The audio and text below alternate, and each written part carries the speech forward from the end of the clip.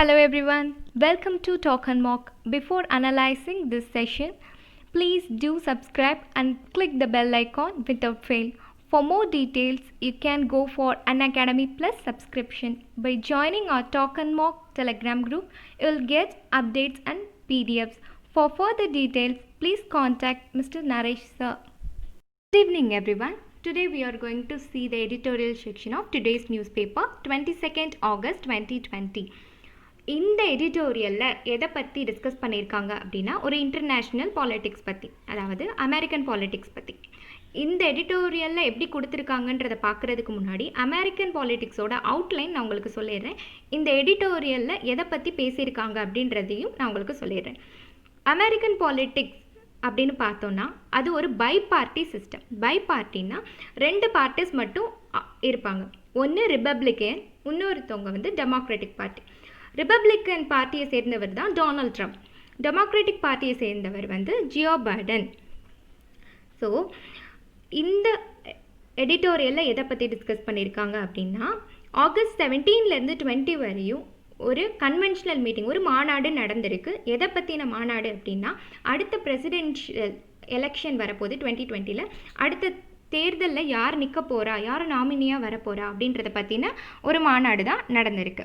அதில் முன்னாள் அதிபர் பராக் ஒபாமா உட்பட 17 பேர் கலந்து கொண்டிருக்காங்க. அதை பற்றி தான் நம்ம இப்போ டீட்டெயில்டாக டிஸ்கஸ் பண்ண போகிறோம். Biden and Harris have to show they can lift the US out of the virus-induced crisis. So இந்த வைரஸ்-இன்டியூஸ் கிரைசிஸ்லேருந்து யூஎஸ்ஸை மீட்டு கொண்டு வந்துடுவாங்களா அப்படின்றத பற்றி தான் நம்ம பார்க்க போகிறோம். The former US Vice President Joe Biden has become the Democratic Party's official nominee for the 2020 presidential election after a grisly 4-day extravaganza at the Democratic National Convention. So Joe பைடனை தான் பிரசிடென்ஷியல் எலெக்ஷனுக்கு நாமினியாக select பண்ணியிருக்காங்க. அது எப்போ அப்படின்னா, கிளிஸ்டி அப்படின்னா ஒரு ஷோயி, attractive அப்படின்னு சொல்லுவாங்க. ஒரு பிரம்மாண்டமான ஒரு கன்வென்ஷனல் மீட்டிங்கில் அவங்க செலக்ட் பண்ணியிருக்காங்க. After along his running mate Kamala Harris, he will seek to out incumbent Donald Trump from the White House.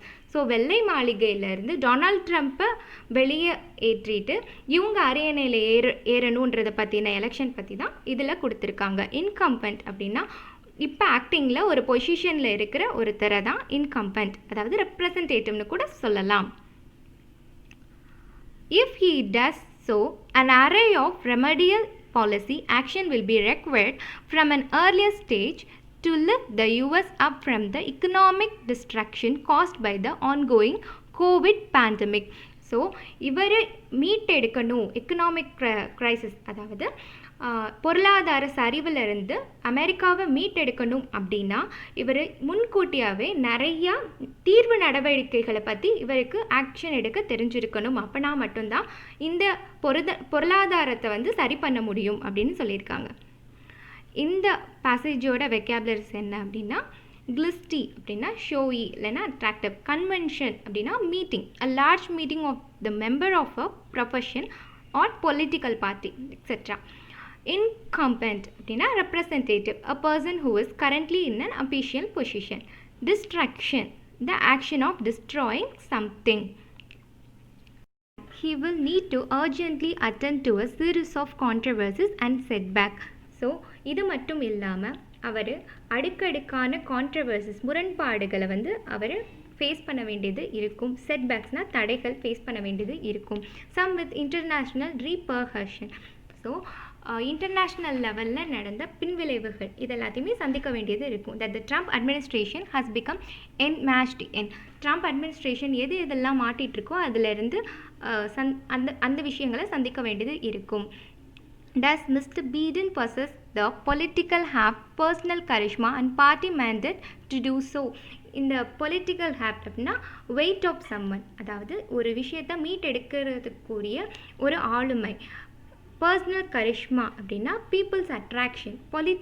Party mandate அப்படின்னா கட்சி ஆளுமை. இது எல்லாமே அவருக்கு இருக்கா அப்படின்னு கேட்கும்போது இந்த எல்லா கொஸ்டின்ஸ்க்கும் ஒற்ற குரலில் ஆமாம் அப்படின்னு பதில் சொல்கிறாங்க. The party answered with a resounding yes to all the 3 questions at the convention, which feature eloquent speeches by former President Barack Obama and Bill Clinton and First Lady Michelle Obama and Hillary Clinton, as well as party heavyweights including Bernie Sanders, Nancy Pelosi and Elizabeth Warren. So இவங்க எல்லாருமே அந்த மாநாட்டில் கலந்துக்கிட்டு Joe பைடனுக்கு ஆதரவாக சொல்லியிருந்திருக்காங்க.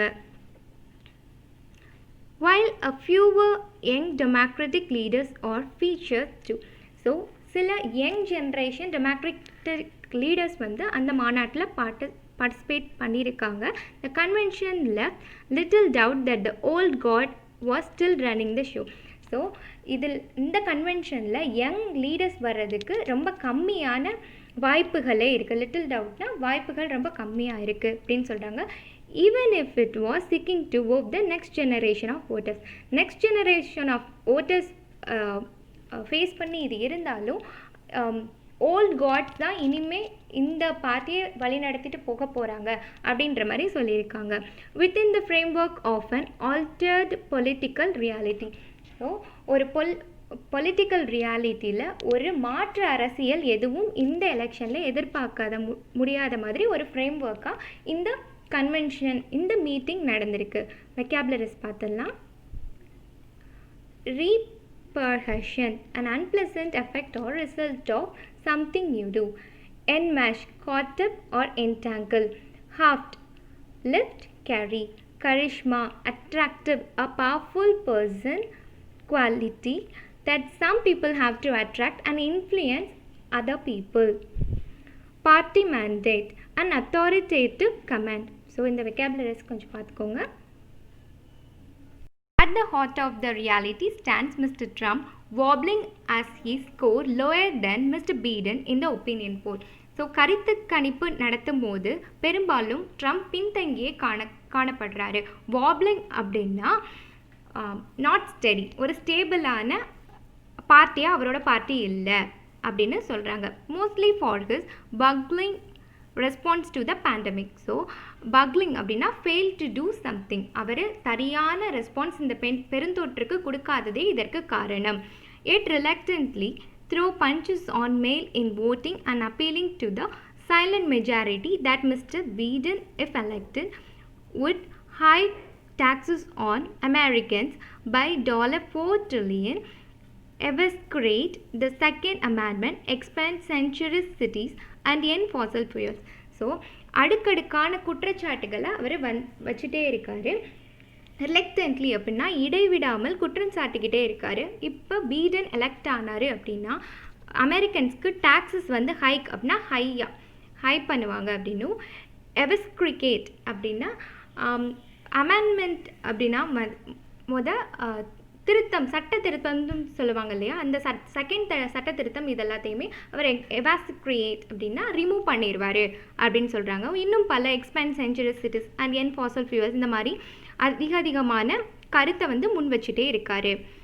To effectively counters these argument and avoid another debacle of the sort that Mr. Clinton faced in 2016.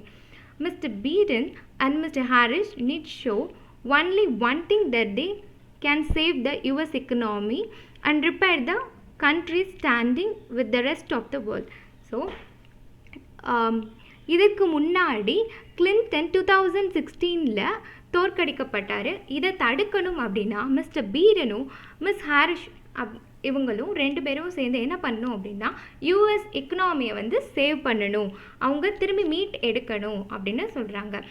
அதே மாதிரி கண்ட்ரியில் என்ன விஷயங்கள்லாம் ரிப்பயர்டாக இருக்குது, இதெல்லாம் சரிவர இல்லையோ அதை எல்லாத்தையுமே இவங்க மீட் எடுக்கணும்.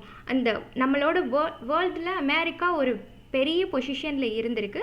ஸோ அதை மீட் எடுக்கணும் அப்படின்றது தான் இதில் முக்கியமான விஷயமா இருக்குது. Especially by reclaiming a pivotal in the multilateral governance of global public health, climate change and trade.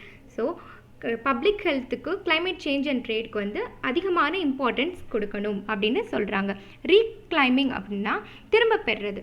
இவ்வளவு நாள் நம்ம விட்டது எல்லாத்தையும் திரும்ப பெறணும் அப்படின்னு சொல்கிறாங்க. பைவோட்டல் ரோல்னால் வெரி இம்பார்ட்டன்ட் ரோல், இவங்க ப்ளே பண்ணால் மட்டுமே இதெல்லாம் சாத்தியம் அப்படின்னு சொல்கிறாங்க.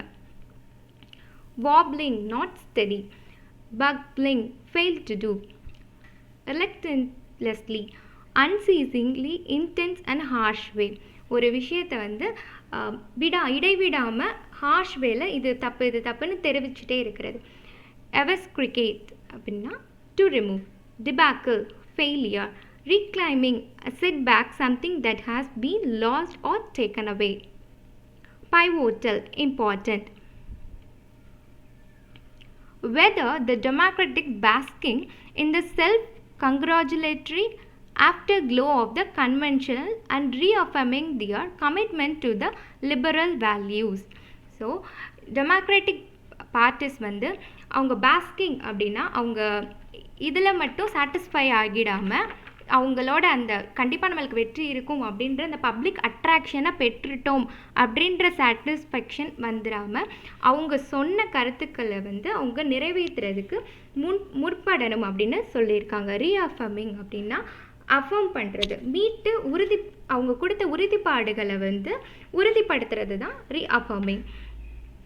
பே their hand careful through this end game scenario. So இந்த end game scenarioவில் இவங்களோட ரோல் ரொம்ப இம்பார்ட்டண்ட்டாக இருக்குது. ஒன்று இந்த மாதிரி அவங்க மீட் எடுக்கணும், அப்படி இல்லை அப்படின்னா or whether the Trump version of an inward looking US. So யூஎஸில் இன்வர்ட் லுக்கிங் அப்படின்னா not interested on taking account of பீப்புளை பற்றின எந்த கவலையும் இல்லாமல் ட்ரம்ப் மாதிரி இன்னொரு வேர்ஷனாக இவங்க வரப்போகிறாங்களா அப்படின்றது தெரியலை. still carries the day remain to be seen. So இதோட முடிவு வந்து பார்க்குறதுக்கு இன்னும் சில நாட்கள் இருக்குது அப்படின்னு சொல்லியிருக்காங்க. What is clear is that electoral outcome will be both a referendum expressing how much a broadly inclusive paradigm of the American dream still resonate with the people.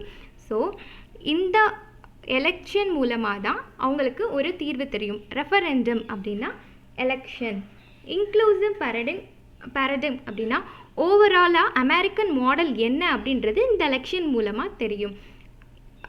அமெரிக்கன்ஸோட ட்ரீம்ஸை வந்து இவங்க ஃபுல்ஃபில் பண்ணுவாங்களா, அவங்களோட மனசுக்குள்ளே கிளியராக போயிட்டுருக்குற அந்த ரிசனைட் அப்படின்னா ஹாட் ரிசனைட் அப்படின்னு சொல்லுவாங்க. அதாவது clear sound that continues for a longer time. இது நம்மளுக்கு வேணும் அப்படின்னு ரொம்ப நாளாக எதிர்பார்த்த ஒரு கனவுன்னு சொல்லுவாங்க இல்லையா, இதை இவங்க தீர்வு செய்வாங்களா அப்படின்றது இந்த எலெக்ஷன் மூலமாக தான் தெரிய வரும் அப்படின்னு சொல்கிறாங்க.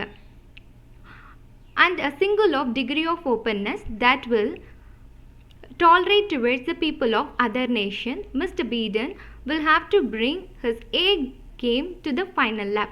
ஸோ இந்த ஃபைனல் கேம், அதாவது இந்த எடிட்டோரியலில் எப்படி சொல்லியிருக்காங்க அப்படின்னா ஸ்டார்டிங்கே லாஸ்ட் லேப் அப்படின்னு ஒரு கேமை பற்றி சொல்கிற மாதிரி சொல்லியிருக்காங்க இல்லையா. ஸோ இந்த ஏ கேமாக அவர் ஃபினிஷ் பண்ணுவாரா, இருக்கிற நேஷன்ஸ்க்கு முன்னாடி அமெரிக்கா ஒரு முக்கியத்துவம் வாய்ந்த ஒரு பொருளாதாரத்தை மீட்டெடுத்த ஒரு நாடாக இருக்குமா அப்படின்னு பார்க்கணும் அப்படின்னு சொல்கிறாங்க. டிகிரி ஆஃப் ஓப்பன்னஸ் அப்படின்னா ஃப்ரீனஸ் டு த பீப்புள். இப்போ ஃபார் எக்ஸாம்பிள் இப்போ ஃப்ளாய்ட் இறந்து போனாங்க இல்லையா ராசிசம்னால. ஸோ அமெரிக்காவில் பார்த்தோம்னா 14 பேர் வந்து பிளாக்ஸ், அதில் 14% பிளாக்ஸ், அதில் 1% வந்து இந்தியன்ஸ். ஸோ இந்த மாதிரி பீப்புள்ஸ்க்கு வந்து ஒரு நெருக்கடி கொடுக்குற அரசியல் இல்லாமல் டிகிரிஸ் ஆஃப் ஓப்பன்னஸ் அப்படின்னா ஃப்ரீனஸ் டு த பீப்புளோட அந்த நலனுக்கு ஏற்ற மாதிரி இந்த அரசு செயல்படுமா அப்படின்றது எலெக்ஷனுக்கு அப்புறம் தான் தெரியும் அப்படின்னு சொல்லியிருக்காங்க. வெக்காபுலரிஸ் என்ன அப்படின்னா basking to enjoy the good feeling you have when other people admire. So ஒரு பீப்புள்ஸ் அட்மிரேஷன் வாங்கிட்டோம் அப்படின்னு இந்த எலெக்ஷனில் இந்த பார்ட்டி, அதாவது டெமோக்ராட்டிக் பார்ட்டி இருந்துடக்கூடாது அப்படின்னு சொல்கிறாங்க. Reaffirming stating again strongly, inward looking, not interested on taking account of people, referendum, election, inclusive inclusive paradigm overall model resonate clear sounds that continue a long time. இந்த எடிட்டோரியலில் நிறைய phrases பார்க்கலாம். இதில் நிறைய phrases எதை பற்றி இருக்குது அப்படின்னா ஒரு கேமை பற்றி தான். இப்போ தமிழில் நம்ம சப்ஸ்டியூட் பண்ணால் ஆடுகளம்னு சொல்லுவாங்க இல்லையா, அந்த மாதிரி கூட நம்ம வச்சுக்கலாம். லாஸ்ட் லேப் அப்படின்னா final stage. At the heart of அப்படின்னா வெரி இம்பார்ட்டண்ட், இல்லைனா வைட்டல் வெரி இம்பார்ட்டண்ட் அப்படின்னு சொல்கிறது. அ கேம் எபிலிட்டி இல்லைனா ஃபுல் பொட்டென்ஷியல், ஒருத்தவங்களோட ஃபுல் பொட்டென்ஷியலும் ஃபுல் எனர்ஜியும் கொடுத்து இந்த கேமை வின் பண்ணுறது தான் அப்படி சொல்லுவாங்க.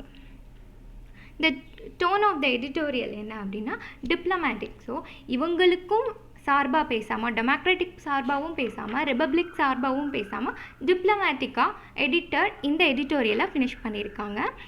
Thank you. Subscribe talk and mark. Click the bell icon.